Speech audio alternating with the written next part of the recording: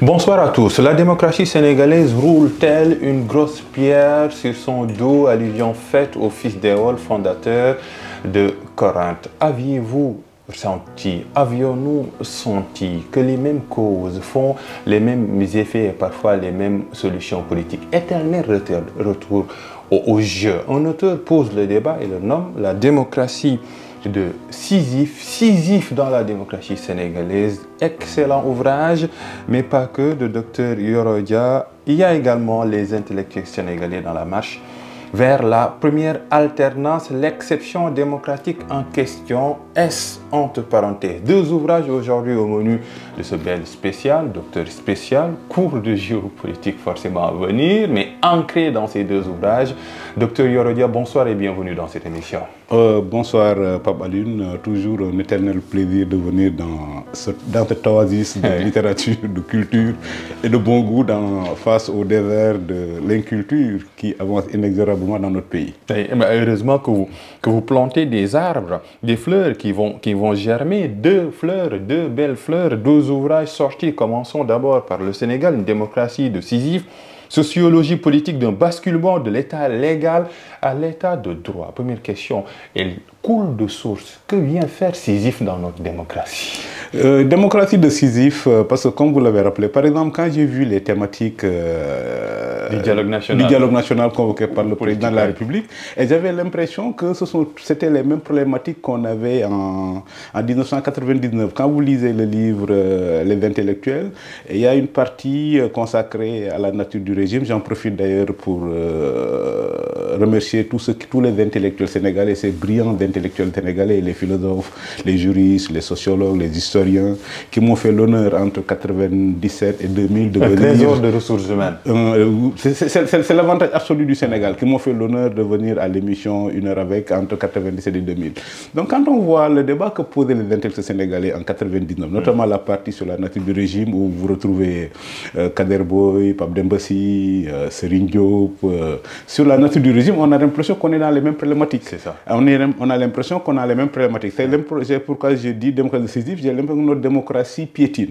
Ces questions pouvaient se comprendre en 1999 parce que nous n'avions pas encore une alternance. Aujourd'hui, 3 alternances après, on en est toujours aux mêmes questions. Ces mêmes questions parce que dans la vie de la démocratie, il y a 2 phases.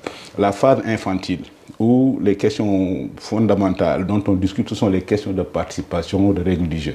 Et la deuxième phase, ce que Benjamin Constant appelle la jouissance de la sphère privée. J'ai l'impression que depuis 2000, notre pays piétine, tâtonne et ne parvient pas à passer de la première phase vers la deuxième phase. Dans un pays comme le Sénégal, où on peut élire quelqu'un le 24 mars et l'installer le 1er avril et que le pays fonctionne normalement, j'ai de ceux qui pensent qu'on doit aller vers la deuxième phase. La deuxième phase, c'est quoi?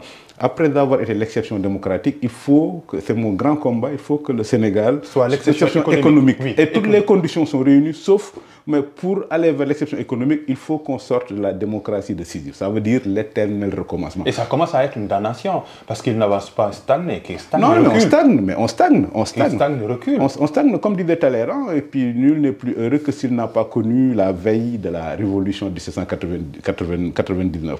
Nul n'est plus heureux au Sénégal que s'il n'a pas connu la grande marche vers la grande alternance. La première alternance était une révolution. C'était une véritable révolution. On devait faire tourner la page des questions du règle du jeu et maintenant ouvrir la page de l'économie. Et quand on voit, je le rappelle souvent, on a un personnel politique de très grande qualité, mais 95% du cerveau de ces personne-là est piratée par la question électorale. Oui. Quand on voit depuis 1983, on ne parle que de questions électorales. En 1999, oui.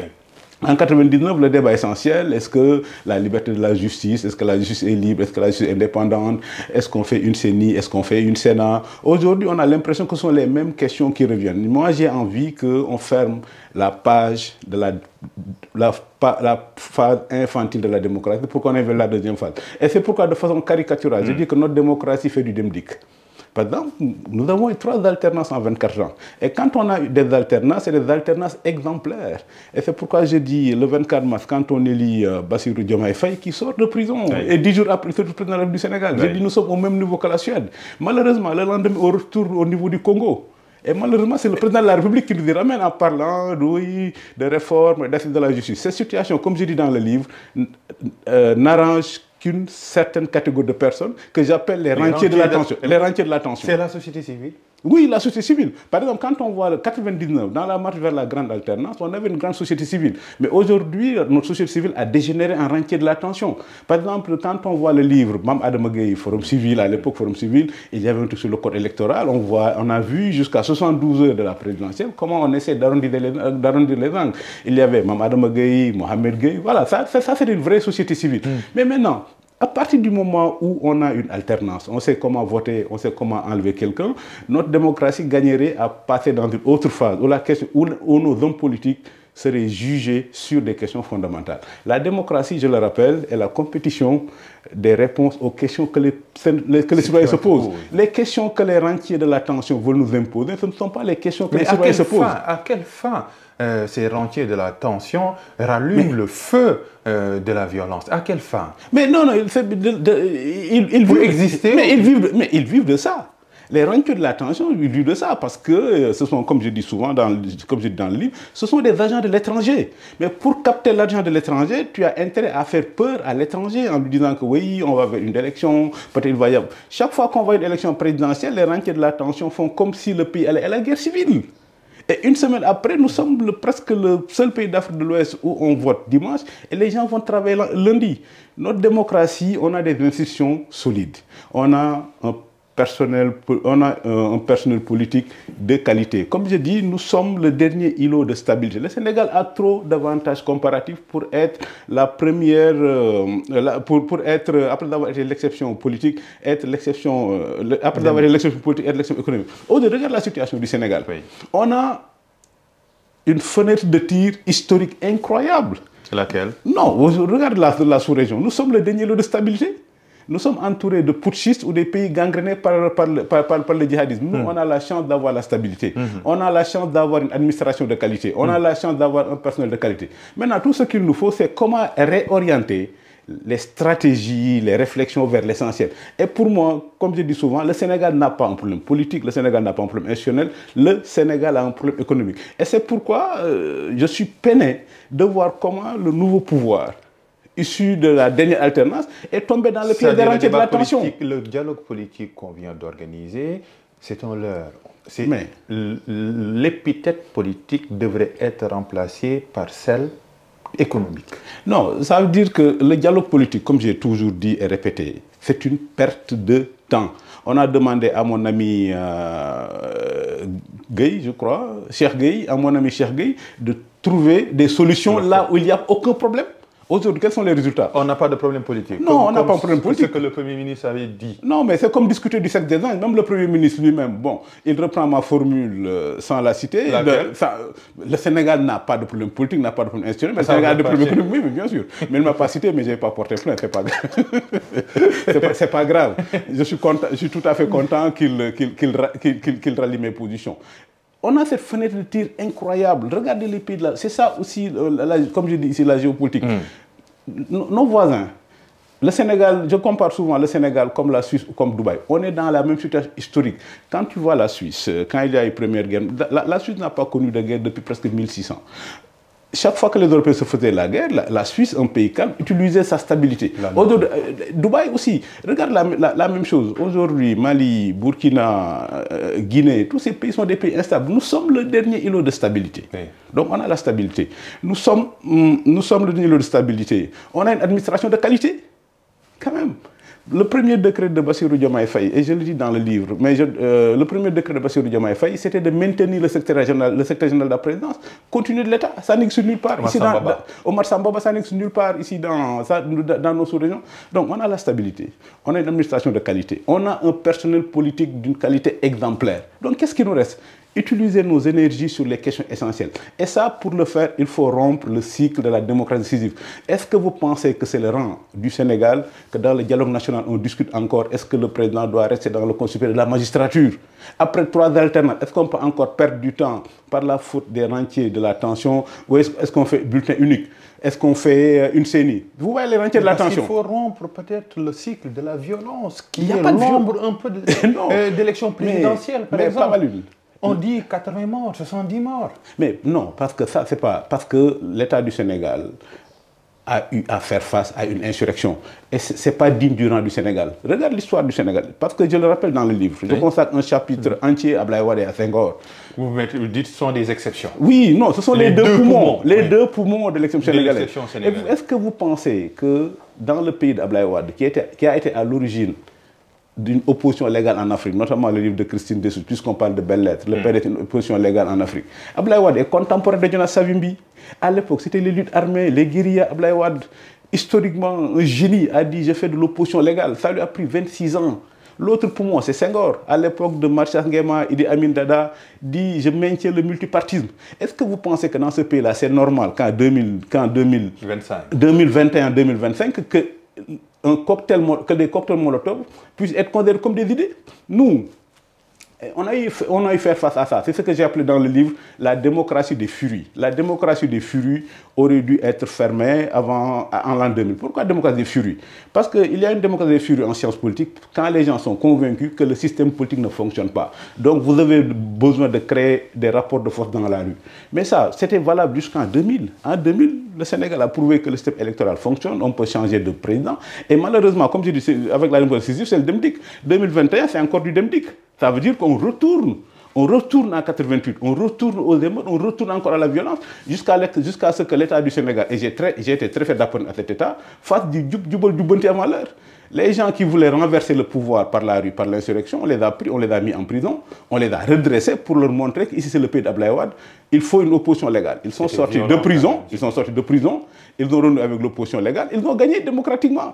Et c'était ça la leçon. Dans ce pays, on ne prend pas le pouvoir par la rue, on ne prend pas le pouvoir par des cocktails Molotov, on prend le pouvoir légalement en allant aux urnes. Et dès qu'ils ont gagné, nous, et puis voilà. C'est ce que j'appelle la démocratie. Ça veut dire que parfois le pays va très loin, au niveau de la Suède, au niveau de l'Angleterre, immédiatement, et puis après on retourne au niveau du Congo. Quand, par exemple, des gens balancent des cocktails Molotov dans des bus, on retourne au niveau du Congo démocratique.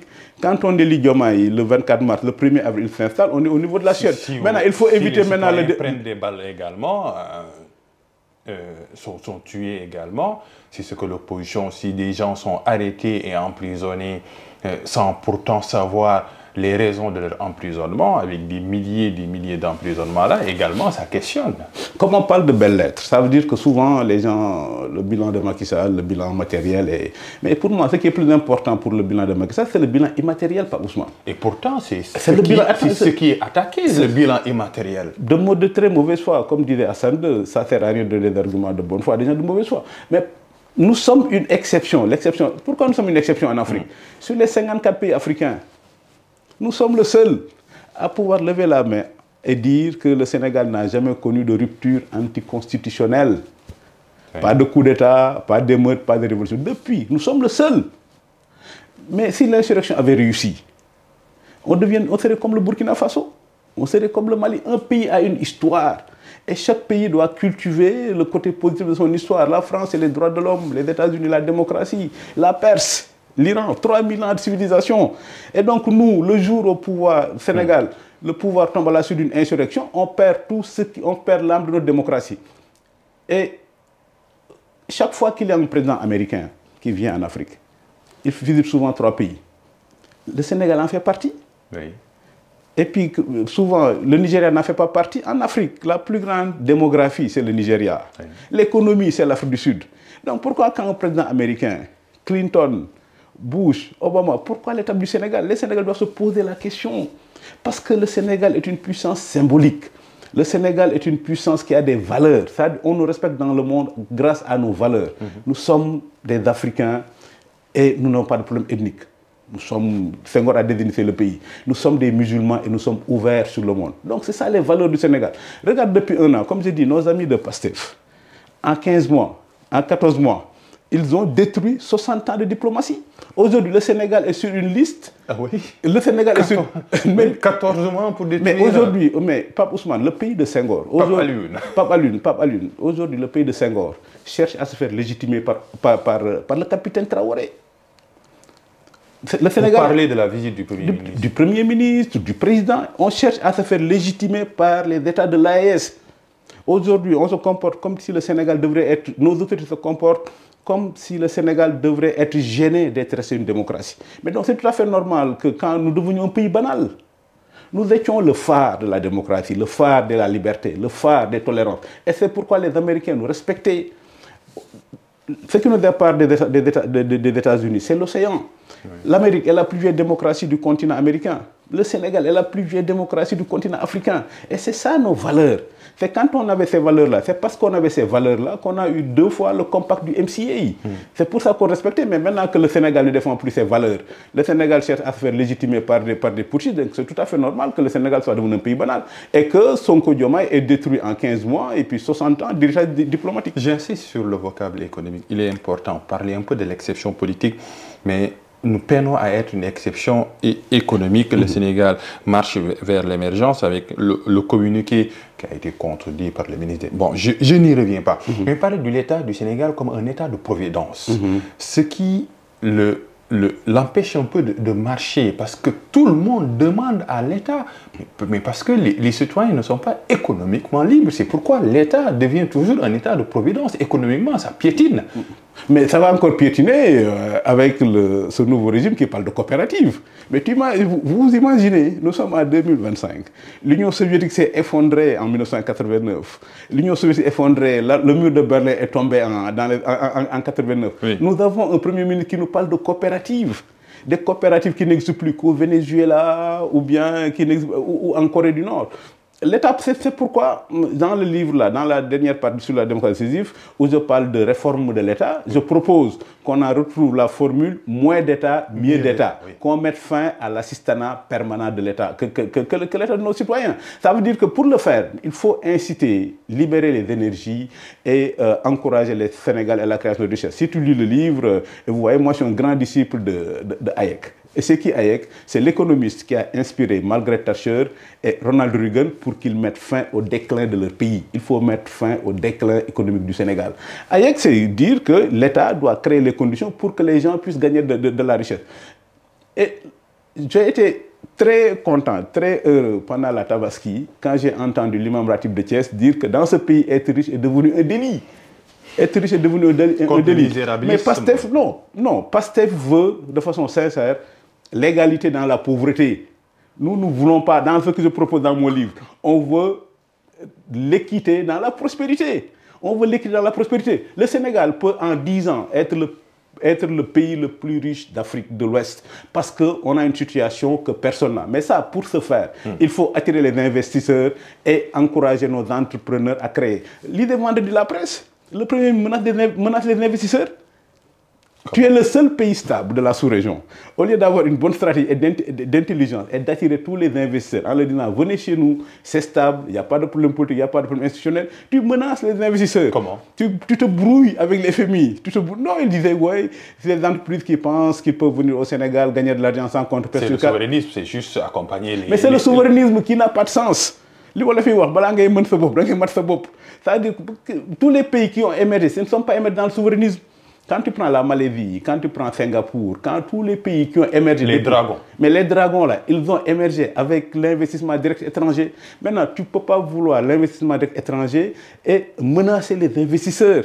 Et puis les vouer aux gémonies. C'est nous qui avons besoin des investisseurs. Et c'est pourquoi je dis malheureusement qu'on va rater une fenêtre de tir exceptionnelle. Ça veut dire que la Côte d'Ivoire...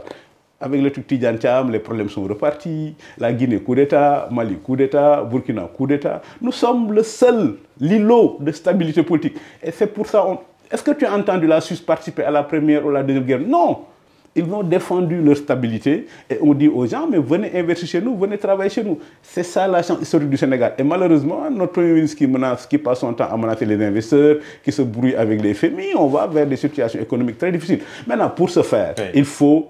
libérer les énergies, encourager la création de richesses. L'État a 2 mains, la main droite et la main gauche. La main droite est celle qui crée, est celle qui taxe les entreprises et les particuliers. La main gauche est celle qui redistribue. Malheureusement, quand vous avez à la tête d'un pays des syndicalistes, quand vous avez à la tête des pays, ça ne peut pas, il ne peut pas encourager la création de richesses. Revenons au livre. Vous parlez un peu de l'État du Sénégal. Et c'est important, cette démarche historique très fouillée avec des sources bien indiquées en note de bas de page. Parler de l'État du Sénégal qui est un État hérité de l'Occident. Mais pourquoi la greffe arrive ici? Non, la greffe a réussi parce que, comme je dis, nous avons eu la chance d'avoir eu Léopold Sédar Senghor comme premier président. aujourd'hui, le débat sur l'État, je cite aussi beaucoup Bertrand Badi, l'État importé, mais aujourd'hui, nous assistons à un processus d'universalisation de l'État. Maintenant, les formes peuvent être différentes. C'est comme la République. Nous assistons à un processus d'universalisation de la République avec la Révolution française. Paradoxalement, le dernier chapitre qui confirme l'universalisation de la République, c'est la Révolution iranienne. Quand Khomeini fait sa révolution, il ne l'appelle pas sultanat, il ne l'appelle pas émirat, il l'appelle république. Donc 1789, 1979, le truc de la République. La démocratie aussi. La démocratie, c'est pourquoi dans un papier récent, je disais que c'est l'AES qui reviendra à la démocratie et à la CEDEAO, pas l'inverse. Aussi la démocratie, aussi c'est une représentation universelle. La greffe a réussi parce que Senghor a posé les jalons d'un État et d'une administration. Et c'est ça la chance du Sénégal. Senghor a déterminé le pays, Senghor l'a détribalisé, a posé les fondements de la nation et d'un État que Abdou Diouf a renforcé. Quand on voit les 20 ans d'Abdou Diouf, il n'y a pas eu beaucoup d'infrastructures, mais l'État a été solide. 81-2000. 81-2000. Abdou Diouf ne va pas entrer dans l'histoire pour les infrastructures, mais il a renforcé l'État. Et Abdoulaye Wade a été à l'origine du combat pour l'alternance et les libertés publiques. Donc c'est ça la chance que nous avons. Les autres pays qui nous entourent, c'est ça qu'ils n'ont pas. C'est ce qu'un ami général appelle les non-États. Ça veut dire que c'est ça qu'ils n'ont pas. Ça veut dire que cette technostructure impersonnelle de hauts fonctionnaires qui transcendent les alternances et les régimes. Et donc c'est ça l'État. Aujourd'hui, la greffe de l'État du Sénégal a pris naturellement. Et la meilleure preuve, quand vous écoutez les radios à midi ou à 18h, le mot qui revient le plus souvent, c'est État. Les populations, à chaque fois qu'il y a un problème, oui, qu'est-ce que fait l'État? L'État ne fait... Mais par contre, il y a trop... l'importance de ne pas réveiller ces démons de la division. Non, mais bien sûr. L'ethnicisme. Non, mais non, l'ethnicisme. Moi, j'ai pas... On sent ça parfois dans le discours, même s'il y a des discours très forts qui apaisent. Il n'y a aucun problème pour l'ethnicisme, pour deux raisons. Oui. Parce que l'État est là. Et deuxièmement, quand on a vu les 12 ans d'Abdoulaye Wade, et j'en suis arrivé à une autre réflexion beaucoup plus profonde, que la tolérance, l'harmonie ethnique a des racines sociologiques beaucoup plus profondes. Donc vous avez les deux. C'est une volonté de l'État, mais aussi des racines sociologiques beaucoup plus profondes. Et c'est pourquoi quand vous avez la chance d'avoir tous ces avantages comparatifs, de grâce, mettons fin à la démocratie de Sisyphe et concentrons-nous sur l'économie. On n'a tellement parlé du dialogue national. Qu'est-ce qui en est sorti? Le dialogue politique. Le dialogue politique. Des consensus et des dissensus. Surtout libertés humaines, on est à 26%. Parlons un peu de ceux qui ont fait un peu cette exception politique de l'opposition. Vous parlez de Abdoulaye Wade comme étant un opposant légal. Ça signifie quoi? Et cette expression-là est contre qui? Opposition légale. Est-ce qu'il y a une opposition illégale? Non, mais et puis, c'est quoi l'opposition légale? C'est dans le livre de Christine Dessouche. Une opposition légale en Afrique. Opposition légale s'oppose à lutte armée. Opposition légale s'oppose à guérilla. Parce que c'était la mode en Afrique. C'était la mode en Afrique. Quand Abdoulaye Wade crée le PDS dans les années 70, à l'époque, la mode, c'était les guérillas, les luttes armées, les maquis, des trucs comme ça. Quand même un Sénégalais, quoi, brillant. C'est aussi la chance du Sénégal d'avoir des intellectuels. Il a négocié avec Senghor. Non, et puis Senghor, c'est pourquoi je parle des deux poumons. Abdoulaye Wade était le complément naturel de Senghor. Il a pensé qu'il devait être aussi, comme je le dis dans le livre, il a toujours pensé qu'il devait être aussi le successeur naturel de Senghor. Et c'est pourquoi, à la mort de Senghor, quand on écoute le discours d'Abdoulaye Wade, entre-temps devenu président, après 26 ans d'opposition, il a une pique incroyable. Il dit à Senghor, devant le cercueil de Senghor, c'est le Sénégal dont vous rêvez qui vous enterre aujourd'hui. Donc il en profite pour fermer l'intermède Abdou Diouf. Et malheureusement pour lui, Abdou Diouf, ce n'était pas un intermède, c'était 20 ans. Donc c'est la chance du Sénégal. Comme le dit Babacar Justin Ndiaye, Sékou Touré était un employé des PTT, Aïdjo était instituteur, mais nous, à l'indépendance, Senghor était agrégé. De grammaire. Agrégé de grammaire. Donc, nous avons eu la chance d'avoir Senghor. Senghor a eu la chance d'avoir Abdoulaye Wade. S'il n'y avait pas ces deux grands messieurs, il n'y aurait pas d'exception sénégalaise. Senghor a toujours refusé le parti unique. À l'indépendance, les autres pays africains n'ont même pas attendu d'avoir des problèmes pour supprimer le parti unique. Notamment la Côte d'Ivoire, le Burkina. Mais Senghor, lui, a maintenu le régime qu'il avait hérité de la France, de 58 à 62, le régime parlementaire, jusqu'aux événements de 62. Je maintiens le multipartisme, je maintiens le régime parlementaire. Ça, c'est Senghor, le génie de Senghor. Mais si Senghor n'avait pas en face de lui quelqu'un comme Abdoulaye Wade, ça ne marcherait pas. Et c'est pourquoi le Sénégal doit tenir son rang. Nos hommes politiques doivent tenir leur rang et se rappeler qu'ils sont les héritiers d'une tradition quand même de... Parce que vous êtes maintenant dans l'opposition, on exige de vous une opposition légale. Non, mais nous sommes une opposition républicaine. Eux, ils ont de la chance, nous. Nos cocktails Molotov, ce sont des idées. Nous, notre garça là, c'est un garça d'idées. Et c'est ça qui est le rang du Sénégal. Ça, c'est important. Ouais. Parlons un peu de l'état légal et l'état de droit. La différenciation est importante. Élucidation notionnelle d'abord, d'autant plus que nous sommes dans un amphi avec un docteur. Deux exemples présents que tout le monde comprendra. L'état légal, c'est quand le président Macky Sall veut reporter les élections. La légalité, c'est la loi. Il a la majorité à l'Assemblée nationale pour le faire. La loi le permet de le faire. Il veut le faire. Le Conseil constitutionnel dit non. Le Conseil constitutionnel incarne l'état de droit. Et quand vous avez cette décision du Conseil constitutionnel, le Conseil constitutionnel parle de régulation du jeu politique. La même chose qui arrive quand le président Bassirou Diomaye Faye veut faire une loi sélective, là, après avoir indemnisé les vandales, une loi sélective pour protéger les vandales, le Conseil constitutionnel dit non. L'état légal, c'est quand on a la majorité pour le faire. La loi permet de le faire, on le fait. Maintenant, l'état de droit. En sciences politiques, l'état de droit commence quand les hommes politiques sont d'accord sur les règles du jeu et que personne ne change les règles du jeu. Par exemple, quand tu prends l'Angleterre, l'Angleterre a plus de presque 200 premiers ministres et ce sont les mêmes règles. Donc les alternances, les régimes passent, mais on ne change pas les règles du jeu. Donc l'état légal, c'est quand on s'appuie sur la loi. L'état de droit, c'est quand on s'appuie sur des principes supérieurs. C'est quand on s'appuie sur les principes supérieurs. Quand tu lis dans le livre sur les intellectuels, le professeur Kader Boye l'explique très bien. En 1999, quand le président Abdou Diouf veut supprimer la fin du mandat, parce qu'à l'époque, ça arrangeait le Parti socialiste qui se dit, si Abdou Diouf n'est pas candidat, s'il y a limitation de mandat, il ne va plus y avoir de loi et tout. Donc, on supprime la. Ça, c'est l'état légal. Ça, c'est l'état légal. Mais maintenant, l'état de droit, par exemple, c'est avec la réforme du professeur Ismaël Madior Fall en 2016, quand l'état du Sénégal décide de donner de nouveaux droits, notamment sur l'environnement, le fait de dire que le pétrole appartient au peuple, des trucs comme ça. Donc l'état légal, c'est pour permettre la survie d'un parti. C'est-à-dire c'est partisan. Et l'état de droit, c'est quand ça trente ça. Le Parti socialiste s'est maintenu au pouvoir, je le dis dans le livre d'ailleurs, le Parti socialiste s'est maintenu au pouvoir pendant 40 ans en utilisant principalement les techniques et les tactiques de l'état de droit pour se donner des avantages. On utilise l'état pour se donner un avantage politique. Mais pour taquiner souvent mes amis de PASTEF, je dis Parti socialiste c'était état légal, mais eux, donc parti-état, mais PASTEF veut l'état-parti. L'état-parti, ça veut dire que le parti lui-même est au-dessus de tout. Oui, parlons du droit, de la justice. Aujourd'hui, nous assistons à une judiciarisation du champ politique, la justice comme arbitre du jeu politique.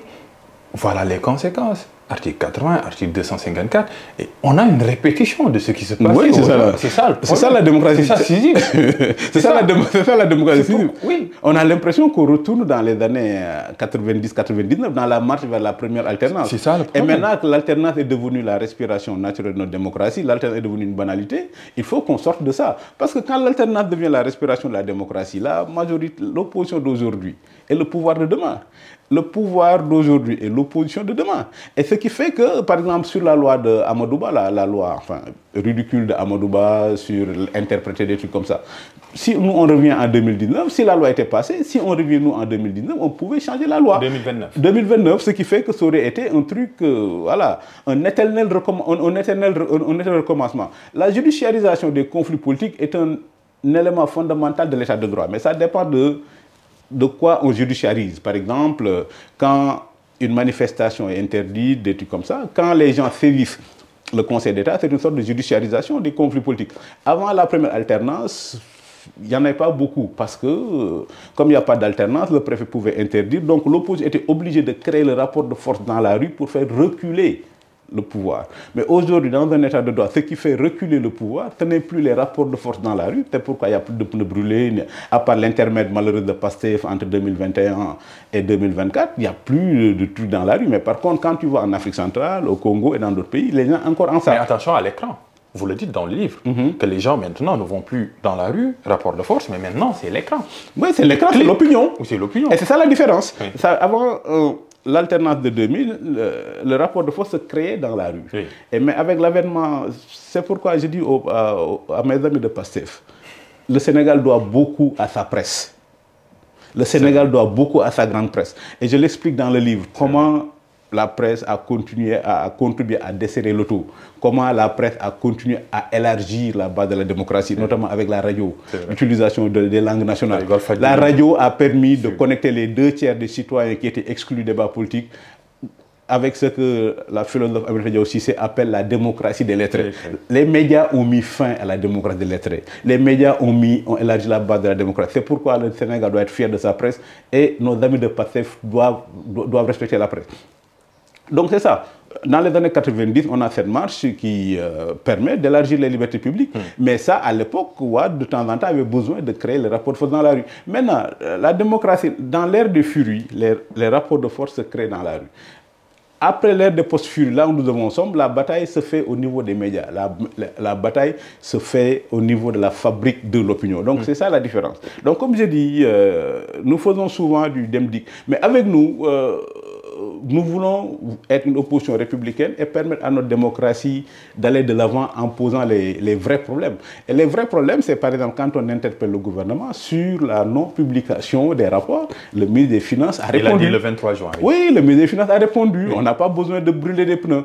Et c'est pourquoi je dis qu'il faut mettre fin à cette démocratie décisive. Maintenant, mettre fin à ça, c'est envoyer à la retraite les rentiers de la tension.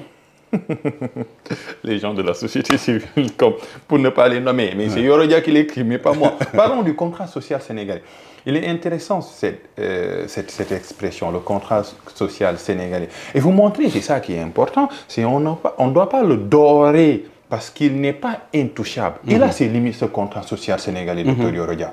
Oui, mais il a ses limites, mais le contrat est encore très solide. Il est solide. Il est solide. C'est le cousinage à plaisanterie, oui. mais paraît de l'exception également de la Casamance, du conflit Casamance. Oui, mais je parle de... Ça aussi, le Sénégal l'a géré avec exception. Par exemple, gérer le conflit en Casamance, c'est gérer un conflit dans un état de droit. Et c'est pourquoi, contrairement à ce qu'on a eu dans d'autres pays, de massacres, des trucs comme ça a été géré dans le cadre de l'état de droit. Et heureusement pour le Sénégal. Et c'est parce que ça a été... Et puis ça a été le maillon faible du MFDC. Le MFDC n'a jamais réussi à gagner la bataille de l'opinion internationale.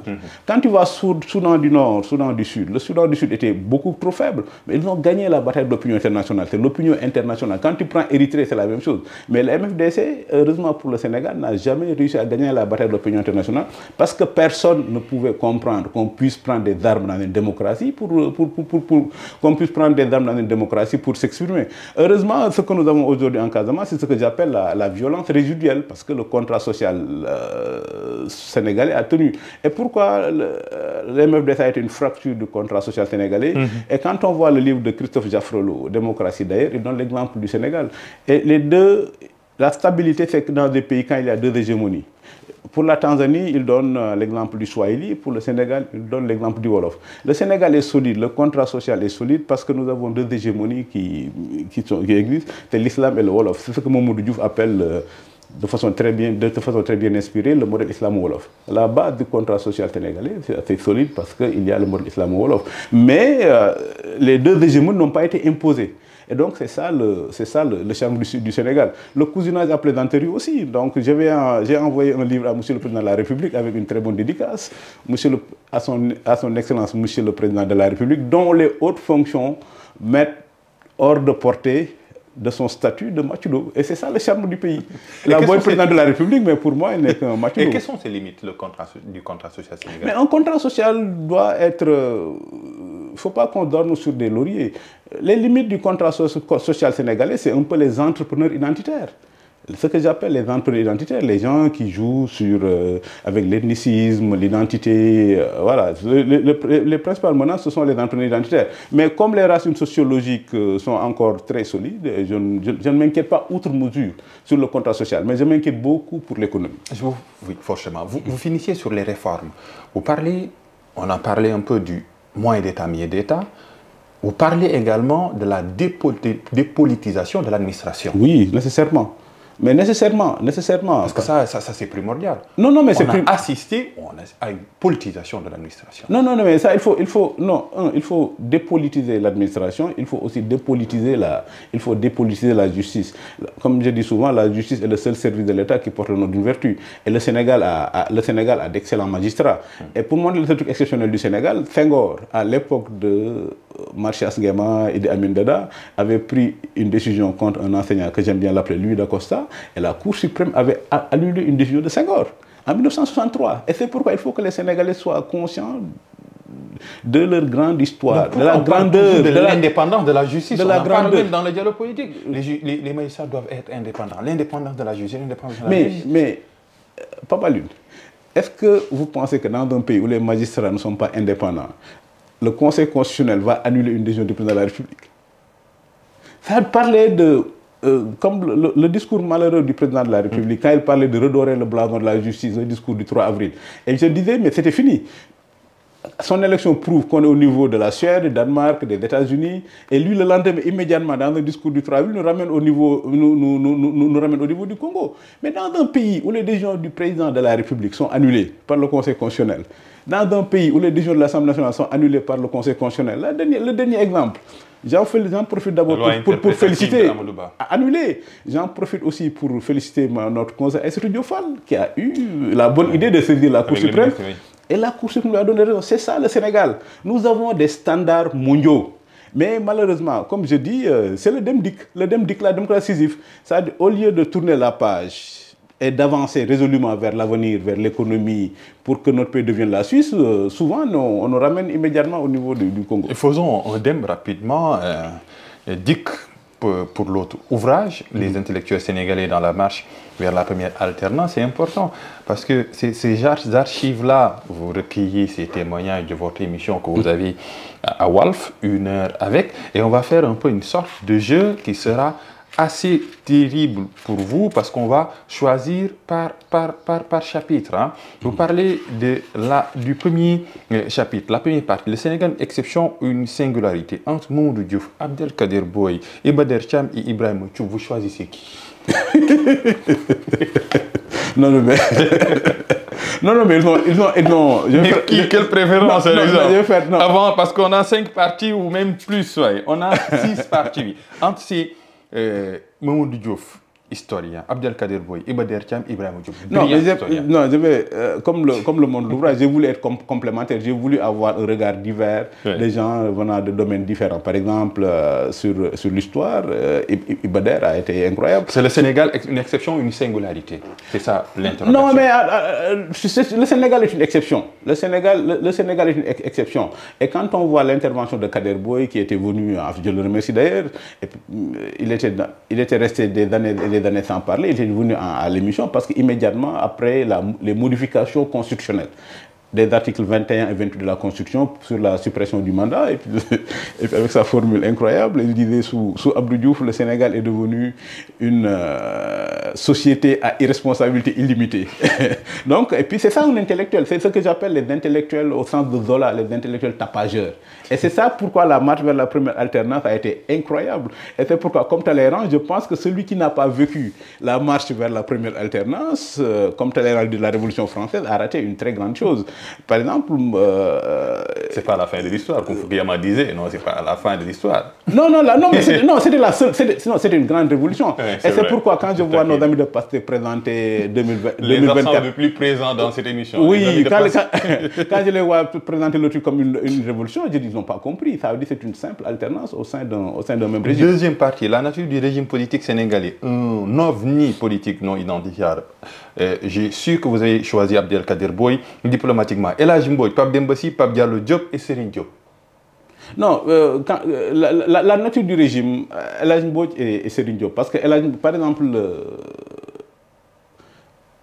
les thèmes du dialogue national, oui, le financement des partis politiques, le statut de l'opposition, oui, c'était déjà réglé en 1999. Parce que le président Abdou Diouf avait demandé à El Hadji Mbodj de lui faire un rapport. Et dans le statut de l'opposition, El Hadji Mbodj compare les exemples anglais, je crois australiens. El Hadji Mbodj dit quelque chose de fondamental. Le statut de l'opposition existe au Sénégal, il faut le routiniser. C'est vrai. Aujourd'hui, 30 ans après, le président de la République, Bassirou Diomaye Faye, discute encore du statut de l'opposition. Serigne Diop aussi, incroyable. Serigne Diop démontre quelque chose de fondamental, que le Premier ministre est un accident de l'histoire. Et dans les grandes démocraties, les institutions, il n'y a jamais d'institutions parfaites. Les institutions deviennent parfaites avec le temps. Et c'est ça que le Sénégal n'a pas. Et quand tu vois la dernière élection américaine, 2016, la première élection de Trump, le débat fondamental, c'était sur le vote postal. Oui. Au pays de Google, de Facebook, d'Instagram, parce que les Américains ont maintenu leur tradition. Aujourd'hui, quand tu vois le couronnement de Charles III, c'était la même chose qu'il y a 1000 ans. Et malheureusement, au Sénégal, c'est ce que nous n'avons pas. On a l'impression que naïvement, la classe politique cherche des institutions parfaites, alors que les rentiers de la tension en profitent toujours pour exister. Troisième partie, l'intellectuel et le politique. Ça, c'est intéressant. J'ai bien aimé. Entre éthique de conviction et éthique de responsabilité, entre guillemets. Il y a Malick Ndiaye, Mamoussé Ndiaye, Abdourahim Agne, Idrissa Seck, Moustapha Kassé, Makhtar Diouf et Massaer Diallo. Vous choisissez qui? Idrissa Seck dit quelque chose de fondamental pour moi. La politique est le seul métier qui te permet de prendre des décisions légitimement. Parce que quand vous n'êtes pas élu, vous êtes une personne privée. Et c'est pourquoi la politique doit être une affaire d'élite. Et il le dit très clairement. Il faut que les Sénégalais le sachent. Vous êtes d'accord? Oui, parfaitement d'accord. Et l'inclusivité dans tout cela? Non, mais l'inclusivité, ça veut dire que la conception, c'est quoi la démocratie américaine? On demande au peuple tous les 4 ans d'arbitrer entre les élites. États-Unis, Trump, milliardaire. Oui. Obama, élite. Ça veut dire que c'est ça la démocratie. On demande au peuple d'arbitrer entre les combats d'élite. C'est une question d'élite. Quatrième partie, l'islam et la question nationale. On a Boubacar Ly, Abdoulaye Bathily Pendambao et professeur Souleymane Bachir Diagne. Boubacar Ly. Boubacar Ly, parce qu'il dit quelque chose de fondamental. D'ailleurs, enfin, il m'avait fait l'honneur à l'époque, il n'était presque jamais venu à la radio, il m'avait fait l'honneur de venir, le grand Boubacar Ly, sociologue, a fait Fougerellas, l'événement 68 fermé. Et puis Boubacar Ly nous rappelle quelque chose de fondamental. Il n'y a pas de cohérence au Sénégal à parler de nation et de patriotisme, parce que le jeune Sénégalais ne rencontre nulle part la nation. Et c'est encore vrai. Boubacar Ly dit que le cœur de l'État de la République, le plateau, est un quartier colonial. Et il a raison. Le ministère des Affaires étrangères, c'était le tribunal de l'AEF. Le palais présidentiel, c'était le palais du gouverneur. Donc, au lieu de perdre notre temps à débaptiser des rues, bâtissons quelque chose de nouveau que nous allons donner à nos héros. Cinquième partie, l'entrée par effraction de la société civile dans l'espace public. Maître Adama Gueye, Mamadou Mbodj, Serigne Mor Mbaye et Maître Sidiki Kaba à l'époque. Non, mais je prends celui qui a donné le nom au chapitre, Mme Adama Gueye. Mme Adama Gueye dit que nous, société civile, avec l'initiative du 5 mars, Pernambo, que je salue au passage, nous avons décidé, la politique est une affaire trop sérieuse pour être laissée entre les mains des politiciens. Donc c'est pourquoi on a décidé d'entrer par effraction. À la limite, le débat public se réduisait à l'époque au débat politique. Aujourd'hui, 30 ans après, on a l'impression encore c'est la même chose. Le débat public se réduit encore au débat politique. Quand le président parle de dialogue national, c'est un dialogue électoral, c'est un dialogue politicien, toujours sur les règles du jeu, pour le pouvoir. Et la sixième et dernière partie, le Parti socialiste en transe, chronique du début de la fin d'une ère annoncée. Et là aussi, excuse-moi, Serigne Mor Mbaye dit quelque chose de fondamental. Par exemple, en 82, après le premier tour, dans l'entre-deux tours, lui il est venu dans l'entre-deux tours pour saluer le fait que le Sénégal était en train de passer d'une société gérontocratique de commandement à une société démocratique de convention. Et je le cite, parce que Serigne Mor Mbaye disait que c'était ça le résultat du premier tour. Les religieux, les vieux avaient demandé par conservatif le statu quo, les jeunes ont désobéi. Donc aujourd'hui, c'est cette société démocratique de convention qui se poursuit. Il y a une partie sur le religieux et le politique dans la démocratie décisive. On finit la sixième partie avec Mamadou Diouf, Abdoulaye Bamba Diallo, Saliou Mbaye, Hassan Seck, Abdoulaye Fofana, Amadi Ali Dia, j'adore, Babacar Sine, Abdoulatif Coulibaly et Djiboka. Saliou Mbaye, archiviste. Ancien directeur des archives. Ancien directeur des archives. Que l'on salue. Qui était venu nous dire la marche vers la loi cadre qu'entre 56 et 60, il s'est passé plus de choses au Sénégal qu'en 2 siècles de colonisation. Et puis il expliquait aussi comment le Parti socialiste de 1960 jusqu'à 2000 a eu à affronter tous les 2 ans, presque une crise, et a réussi à le gérer. Et moi, dans la conclusion de l'autre livre, j'en déduis que c'est grâce à l'État légal. C'est-à-dire comment le Parti socialiste s'est appuyé souvent sur l'État légal pour se donner un avantage politique. En tout cas, merci beaucoup. C'est moi qui vous docteur, pour ces 2 ouvrages disponibles à l'Harmattan. Le Sénégal, une démocratie décisive. Sociologie politique d'un basculement de l'état légal à l'état de droit. Il y a également un autre ouvrage très intéressant. Archives Dr Yoro Dia, les intellectuels sénégalais dans la marche vers la première alternance, l'exception démocratique. En question, 2 ouvrages disponibles à l'Harmattan. Forcément, la cérémonie se prépare. Oui, elle aura lieu le 12 juillet. Je vais me permettre, comme je suis ton ancien au CECI, de faire de la pub dans ton émission. Non, il n'y a pas de souci. La cérémonie aura lieu le 12 juillet au Terrou. Et on l'attend. Merci beaucoup à l'équipe de Dakar Podcast. Très professionnels, ceux qui sont derrière l'écran, qui nous ont permis un peu de réaliser cette émission. Belle, commentez, likez, partagez, à bientôt.